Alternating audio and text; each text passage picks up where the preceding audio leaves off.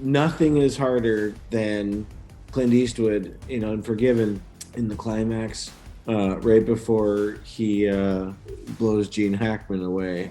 He literally just says, "Yeah." Yeah.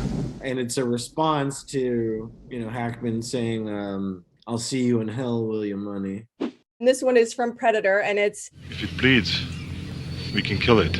that was one of my favorites. It really stuck with me. There's one that's very recent, a couple years ago, in a Ugandan action movie called Bad Black, made for no money. And the scene is a doctor, and he has this big Gatling gun, and he's just mowing the gang down. And as he does, the narrator of the movie, because it's a Ugandan action movie, and so it needs to have a Ugandan narrator explaining everything, this narrator exclaims, "This doctor needs borders." Got a standing ovation mid-movie for that line. I memorized both Pulp Fiction and Forrest Gump as a child.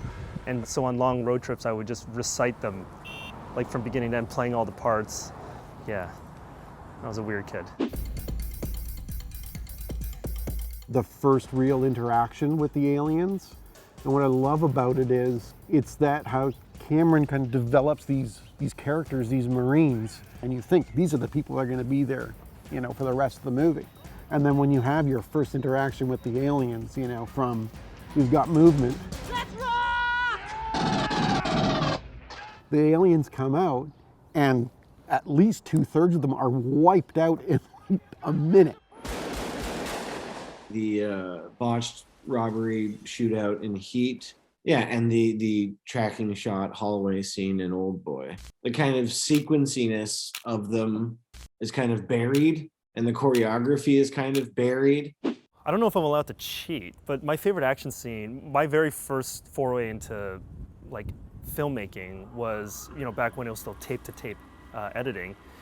I would take all the training sequences in all the Rocky films, from 1 to 5 at the time, and then I would make a mix of all of them back to back to back to back. Because really, when you're a kid, you see the movie once, but then you just really want to see the boxing match and the training sequence that leads up to it. Indiana Jones, Temple of Doom, the whole opening sequence. All hell breaks loose in the nightclub, and he's searching for the vial to the antidote to the poison he just took, and she's looking for this gigantic diamond, and they're crawling around while this big fight sequence is happening. Then they got the big car sequence, and then they end up in a plane, and then they end up jumping out of the plane with this inflatable boat.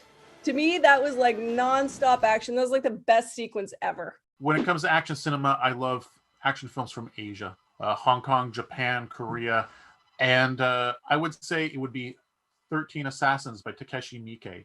The last 40 minutes are non-stop action. The first time I watched it, I was like, wow, that was amazing. That seemed to be a kick-ass 20 minutes. And then I went back. No, it goes for 40 minutes. I kid you not.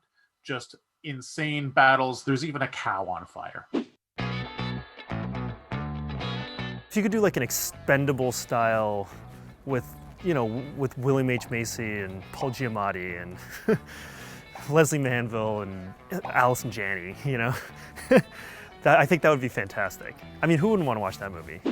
Friends of mine and I had sort of, since we were like 18, wanted to make our version of The Punisher starring Daniel Day-Lewis. What about The Innocent Bystanders? I think I would direct the out of a movie with Scott Adkins. I think we could blow some up pretty well together. This would have to be all these actors when they're in their prime.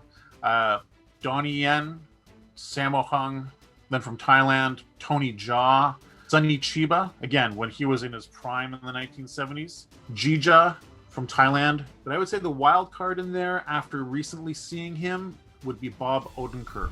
Don't call 911. Nobody is a crackerjack action film. Really the kind of the tonic for this pandemic that we need to just kind of put all of our frustrations with the world into this action film. I'm still a big Kurt Russell person. Love him to death. And he would be my number one. Keith David too. And he's always had great lines, great delivery. Another person too that I really like is Carl Weathers.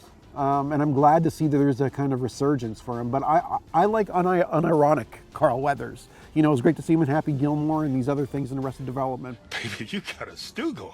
He was in Rocky and in Predator and stuff. I love that stuff. And Action Jackson is arguably one of my favorite movies of all time.